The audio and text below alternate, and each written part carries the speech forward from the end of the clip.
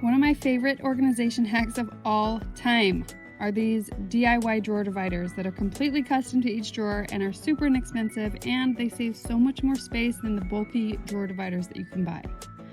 After cleaning out my drawer, I cut a 1/4-inch piece of plywood the size of the drawer, just a little bit loose, and then I place it in.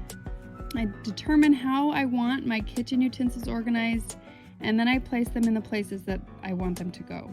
I cut a whole bunch of strips of plywood that were each 1 3/4 inch, and then I used those as my dividers, and I cut them to length according to where they would go. Once I had them all cut, I used my pencil to trace their locations, and I removed all the utensils. From there, I could use wood glue and a brad nailer to shoot them in place from the bottom, or if I don't have a brad nailer, I can just use a stapler or even a hot glue gun.